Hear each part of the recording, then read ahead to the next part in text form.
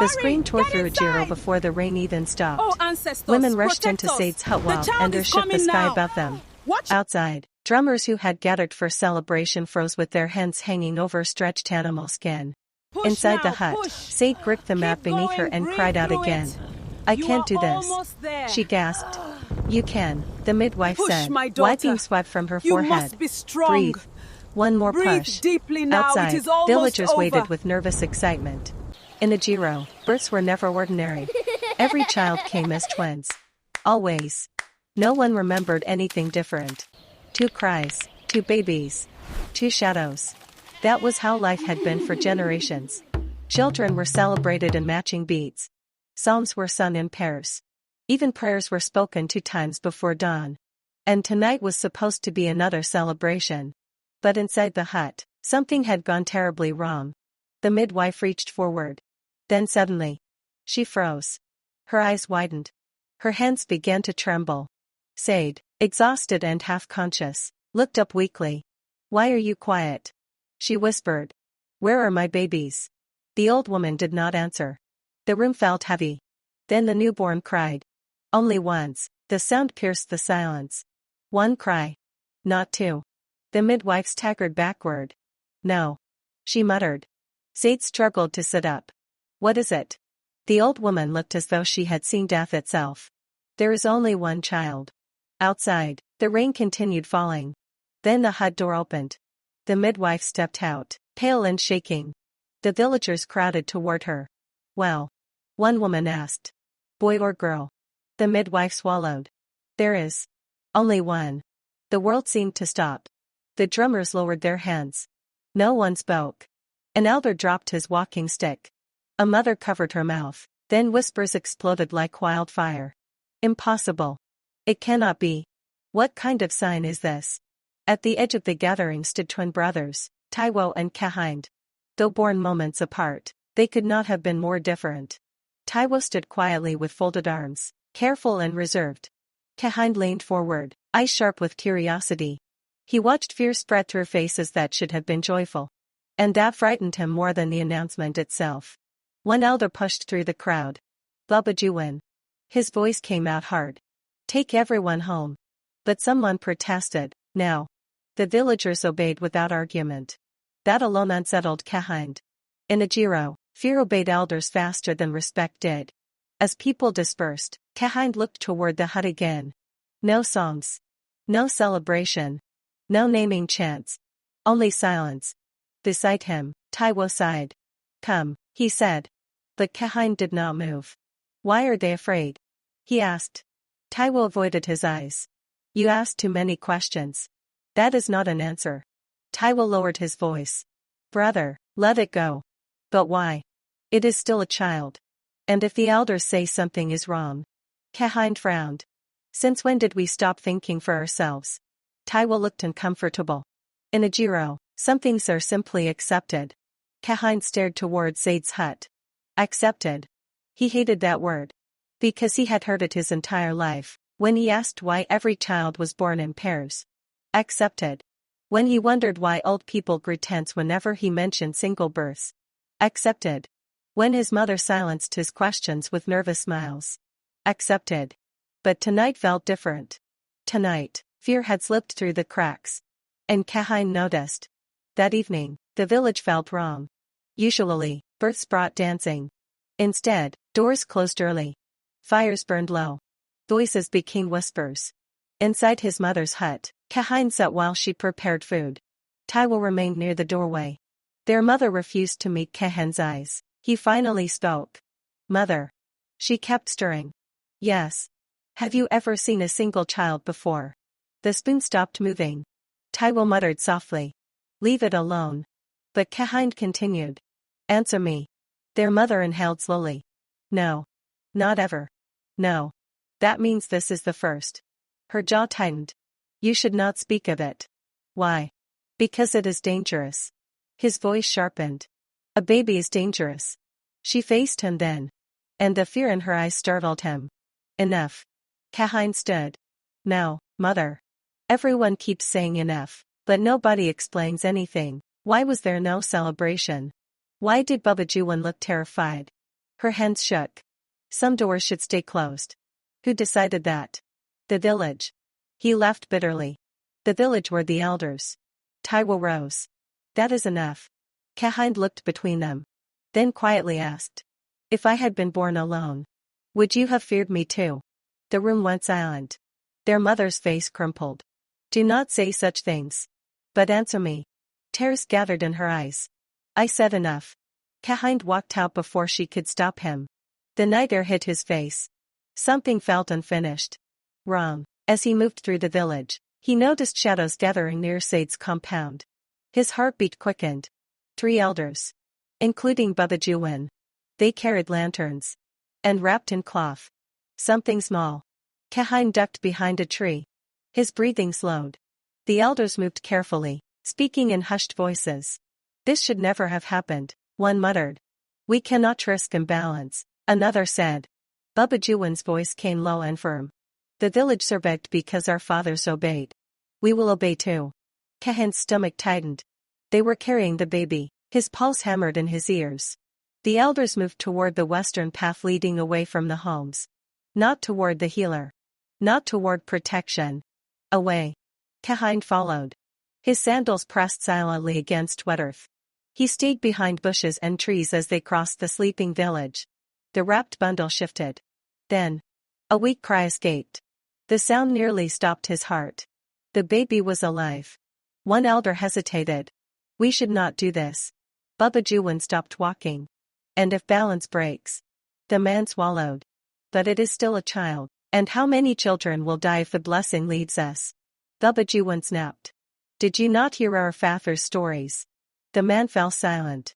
Kehinde pressed closer, trembling. Blessing. What blessing? The elders continued walking until they reached the old western boundary. No villager went beyond it. A narrow path disappeared into darkness beyond ancient trees. The air itself felt colder there. Babajuwan took the bundle. The baby cried again. For a moment. Just one moment. Kehinde thought he saw hesitation in the old man's eyes. Then Babajuwan stepped beyond the boundary. And vanished into the dark. Kehinde's blood ran cold. The other elders remained behind, refusing to cross. One whispered shakily, may the grove accept what balance demands. Kehinde backed away slowly. His breathing had become uneven. He wanted to run. To scream. To wake the village. But fear held him still. Because suddenly, one truth became impossible to ignore. The baby had not disappeared. The village had taken it. And whatever waited beyond that western path. The elders feared it almost as much as he did. Kehinde stayed hidden long after the elders disappeared into the darkness beyond the western path. His chest rose and fell too fast, like his body could not decide whether to run or collapse. The baby's cry still echoed faintly in his ears, even though the forest had swallowed the sound. His legs finally moved on their own, pulling him backward toward the village. But nothing felt familiar anymore. Ajiro, the place he had always called home, now felt like a carefully built lie sitting on top of something older and more dangerous. When he returned, the village was quiet in a way that was not normal. No laughter. No gossip. No songs. Even the night insects seemed quieter, as if they had learned fear from humans. Taiwo was waiting near their hut. You were gone, Taiwo said immediately. His voice was low, tense. Where did you go? Kehinde looked at him for a long moment. Then he spoke, barely above a whisper. They took it. Taiwo frowned. Took what? The baby. Silence stretched between them. Taiwo shook his head slowly. You are mistaken. I followed them, Kehinde said sharply. I saw everything. Babajuwan, 2 elders. They carried the child beyond the western boundary. Taiwo's expression changed. Not disbelief. Fear. You should not have followed them, he said. Kehinde stepped closer. So you knew something is wrong too. Taiwo hesitated. That hesitation answered more than words. Before Taiwo could respond, their mother appeared behind them, her face pale under the lantern light. What are you talking about? She asked. Kehinde turned to her immediately. Why did the elders take children away? Her body stiffened. Who told you that? I saw them, he snapped. Don't lie to me. Her lips parted slightly, but no words came out. That silence was enough. Kehinde laughed bitterly. So it's true. Taiwo grabbed his arm. Stop. You don't understand what you are saying. Kehinde pulled away. Then explain it to me. Their mother suddenly stepped forward. Her voice broke. Some children are not meant to stay. That sentence froze everything. Kehinde stared at her. What does that mean? Tears filled her eyes. Please. Stop asking. But Kehinde could not. Not anymore. Because now he had seen it. And silence no longer protected anyone. That night, he went to Baba Adisnan. The old man's hut smelled of smoke and dried herbs. When he entered, Baba Adisnan already knew why he had come. You followed them, the old man said without looking up. Kehinde stepped forward. Tell me the truth. Baba Adisnan sighed deeply. You have opened a door that many before you tried to close. I don't care, Kehinde said. Tell me. The old man finally looked at him. And what Kehinde saw there was exhaustion. And regret. Long before you were born, Baba Adisnan said slowly, Ajiro was dying. Kehinde frowned. Dying how? Children were not surviving. Women buried babies before they could even speak. The land was losing them. One by one. Kehinde listened carefully. The people begged, the elder continued, they prayed for something to stop it. And it did, Kehinde said. Baba Adisnan nodded slowly. A woman came. Kehinde froze slightly. A woman. She was not like us, the elder said.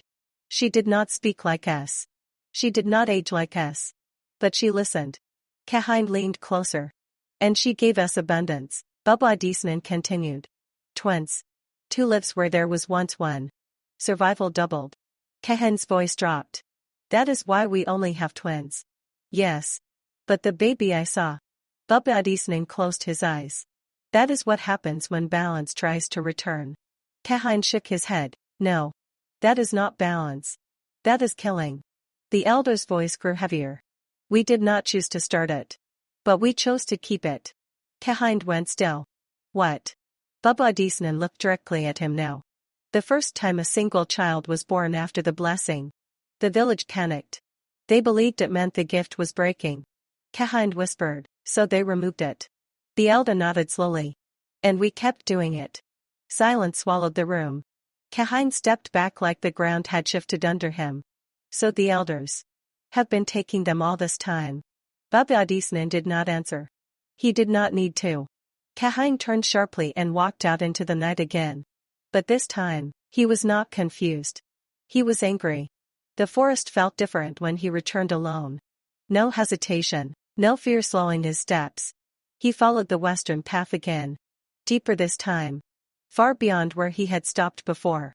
The trees grew thicker, twisted, like they were leaning toward something hidden. Then he saw it. Light. Soft, unnatural light. He pushed forward until the forest opened into a clearing. A shrine stood there. Not built like anything in Ajiro. Too perfect. Too still. Candles burned without melting. And in the center stood rows of stone figures. Children. Twins. Hundreds of them. All frozen in silence. Kehinde staggered backward.